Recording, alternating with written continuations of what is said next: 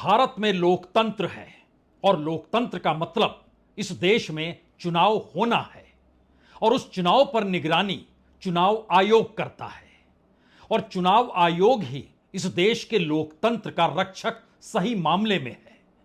और लोकतंत्र का तकाजा है कि अगर चुनाव को लेकर कोई शिकायत करे तो फिर लोकतंत्र की दुहाई देते हुए चुनाव आयोग उस शिकायत का जवाब दे दे, लिख के दे दे। महाराष्ट्र और झारखंड के अंदर दोस्तों चुनाव होने जा रहे हैं। हमारे साथ वरिष्ठ पत्रकार मौजूद हैं, पुण्य पराशुन वाजपेयी जी। वो बता रहे हैं कि किस तरह से एक महीने पहले पूरी सेटिंग की जा रही है दोस्तों झारखंड और महाराष्ट्र के चुनाव को लेकर। जैसे ही ईवीएम की बात सामने निकल कर आई तो किस तरह से बड़े बड़े नेता जो है हकलाने लगे। और बड़े बड़े देशों के अंदर तो पहले ही ईवीएम बैन हो चुकी है, वहां पर बैलेट पेपर से चुनाव होते हैं, लेकिन इंडिया के अंदर ईवीएम से आज भी हो रहे हैं। आप लोग इस रिपोर्ट को देखिए, फिर मैं आखिर में आप लोगों से बात करूंगा।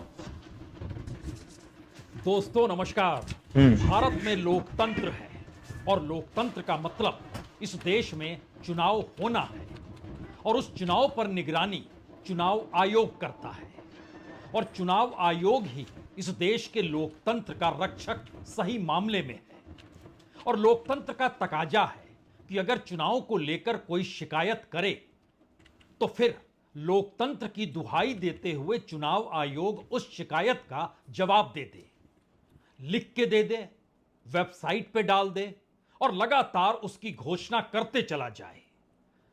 तो क्या बात पूरी हो गई? या फिर लोकतंत्र का तकाजा तो यह है कि आखिर शिकायत हो क्यों रही है और बार-बार क्यों हो रही है? उस शिकायत को दूर करना या वो शिकायत दोबारा से ना हो, इस दिशा में कदम बढ़ाया जाए या फिर चुनाव आयोग इस बात को लेकर आजी जा जाए कि देखिए बार बार आप शिकायत करते हैं, बताइए, और ये कहते हैं कि दरअसल चुनाव के भीतर कहीं ना कहीं कुछ घालमेल हुआ है।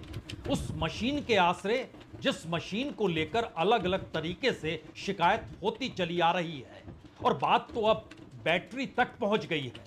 बताइए, यह भी कोई बताने की चीज है? एक लंबा चौड़ा हमारे यहां एक पूरी व्यवस्था है, उस व्यवस्था को आपको दे देंगे, बतला देंगे। बात पूरी हो गई क्या?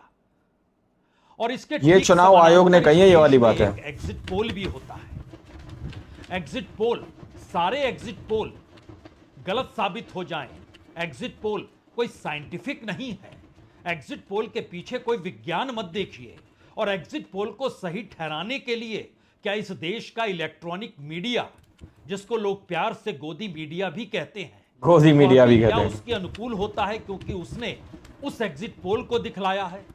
तो लोकतंत्र का तकाजा तो यह है कि मशीन में जो वोट डाले गए और वही वोट जब दिखाई दे रहे हैं तो इससे हटकर कोई भी चीज क्यों होनी चाहिए? बिल्कुल। आज इस बात पर बात हुई है, आज इस बात पर बात की जाएगी क्योंकि आज चुनाव की तारीखों का ऐलान था। महाराष्ट्र और झारखंड और इसके बाद कई राज्यों में जो उपचुनाव होने हैं वहां की सीटों का भी ऐलान होना था। तो चुनाव आयोग ने बकायदा मंच सजाया और बताना शुरू किया कि महाराष्ट्र में एक ही फेज में हम वोटिंग करा देंगे। आश्चर्य महाराष्ट्र के अंदर हो सकता है एक ही फेज में, दो फेज भी नहीं। अच्छा लगा सुन। तो 20 नवंबर को महाराष्ट्र में वोटिंग होगी और उसकी काउंटिंग यानी रिजल्ट जो है 23 तारीख को आएगा। 23 तारीख को, 3 दिन बाद। झारखंड में 2 फेज में होगी, जो इससे पहले 3, 4, 5 फेज में हुआ करती थी, इस बार 2 ही फेज में होगी। तो चुनाव आयोग एक कदम और आगे बढ़ा चुका है क्योंकि एक वक्त तो उसे एक देश एक चुनाव के तहत जाना है। तो झारखंड में 2 फेज में चुनाव होगी। पहले फेज की वोटिंग 13 नवंबर को होगी, दूसरे फेज की वोटिंग महाराष्ट्र के साथ 20 नवंबर को होगी। और इसी दौर में यानी 13 और 20 के दायरे में तमाम उपचुनाव होंगे, चाहे वो वायनाड का लोकसभा का चुनाव हो, चाहे उत्तर प्रदेश की 10 सीटों पर उपचुनाव हो। लेकिन उत्तर प्रदेश में 10 में से 9 पर ही उपचुनाव में वोटिंग होगी। एक का ऐलान नहीं हुआ और वो सीट बड़ी महत्वपूर्ण है। वो मिल्कीपुर की सीट है। मिल्कीपुर, जी, अयोध्या से सटा हुआ इलाका है मिल्कीपुर। और यहीं के विधायक ने सांसद का चुनाव लड़ा जो समाजवादी पार्टी के थे, और उसके बाद जब वो जीत गए तो पूरे बीजेपी में हड़कंप मच गया। बताइए, कहा पूरे गया, बीजेपी में बताइए, हड़कंप अयोध्या मच में गया। राम मंदिर का निर्माण कराया और फैजाबाद की लोकसभा सीट जिसके दायरे में अयोध्या भी आती है, मिल्कीपुर भी आता है और भी 4 कॉन्स्टिट्यूंसी आती है, वहां पर समाजवादी पार्टी जीत गई तो फिर हिंदुत्व तो हवा में उड़ गया। या जिस हिंदुत्व के आश्रय राजनीतिक गोटियां सजाई जा रही थी वो पूरा का पूरा मुद्दा ही गायब हो गया। पूरा का पूरा मुद्दा ही ये गायब हो गया। संकट बीजेपी के सामने जरूर है और ये संकट झारखंड के चुनाव में भी और ये संकट महाराष्ट्र के चुनाव में भी जरूर रहेगा। तो इलेक्शन कमीशन ने तारीखों का ऐलान कर दिया झारखंड और महाराष्ट्र को लेकर। झारखंड और और महाराष्ट्र के लेकिन अंदर असल सवाल तो यहां फंसा हुआ था, क्या वाकई इस देश के भीतर में हरियाणा इलेक्शन को लेकर जो तमाम एग्जिट पोल हुए वो सभी गलत साबित कैसे हो गए, और जो शिकायतें की गई गिनती के दौर में गड़बड़ियों को लेकर, ईवीएम की बैटरी को लेकर, ईवीएम मशीन को लेकर, खुद चुनाव आयुक्त ने बताया आज कि हमारे पास 20 शिकायतें आई है 20 शिकायतें और हम आई एक हैं। एक शिकायतों का जवाब जरूर देंगे। और लोकतंत्र का तकाजा है, जवाब तो देना ही पड़ता है और जवाब तो देंगे ही। देंगे ही। तो क्यों नहीं आज लोकतंत्र के अक्स तले चुनाव आयोग जो कि प्रहरी है, यानी पहरा करते हुए लोकतंत्र को बचाने का जिसके हिस्से में काम है, वह एग्जिट पोल से बात शुरू करता है और बतलाता है कि दरअसल एग्जिट पोल जो है डिस्टॉर्शन पैदा करते हैं, डिस्टॉर्शन पैदा करते हैं। यानी ऐसे हालात बना देते हैं। और उसके बाद बताइए टेलीविजन चैनल पे लगातार जो चीजें चलने लगती है वो तो घबराहट पैदा करती है, क्या ऐसा ही रिजल्ट होगा? ये चुनाव आयोग है, जरा समझिएगा। तो आज बात उन्हीं की बात से शुरू की जाए जहां पर उन्होंने एग्जिट पोल, टेलीविजन की भूमिका, इन बातों से अपनी बात को नए अंदाज में पेश किया। एग्जिट पोल्स के आने की वजह से, एग्जिट पोल्स के एक एक्सपेक्टेशन सेट करने की वजह से एक बहुत बड़ा, लेट मी एक्सप्लेन, एक बहुत बड़ा डिस्टॉर्शन पैदा हो रहा है।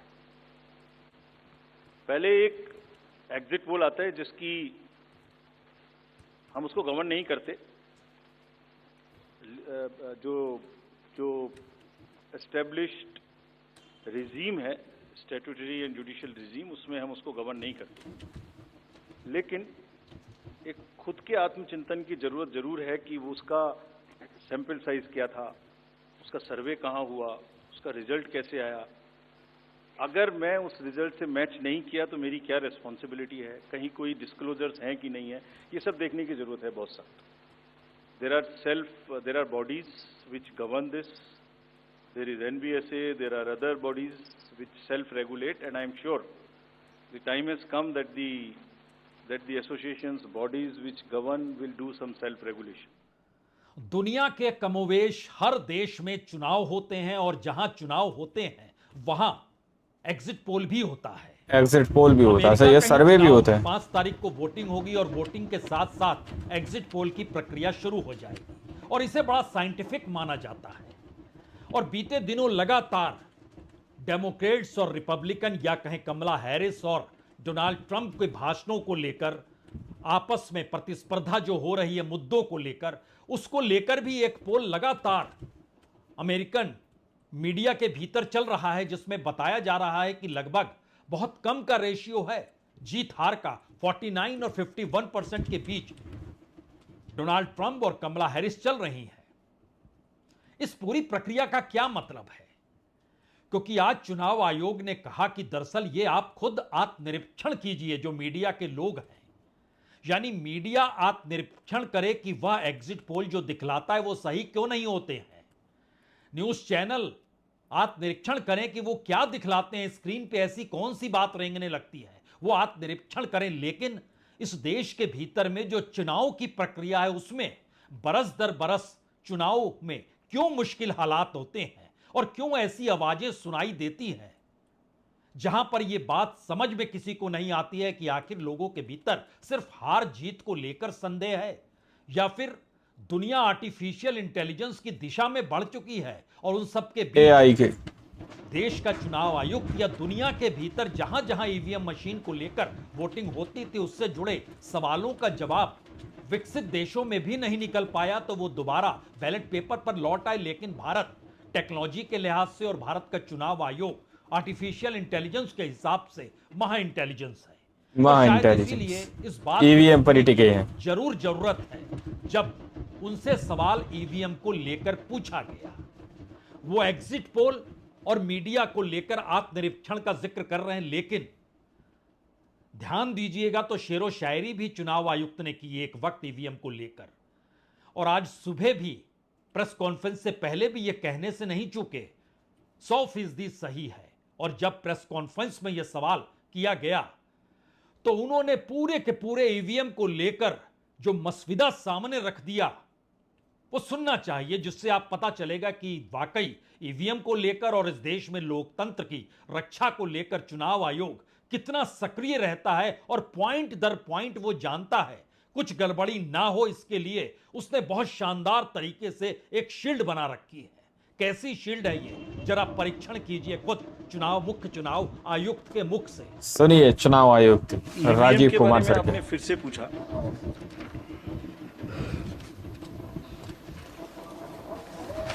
बहुत बार मैं बता चुका हूं आपको, थोड़ा समय लगेगा तो फिर से बता देता हूं।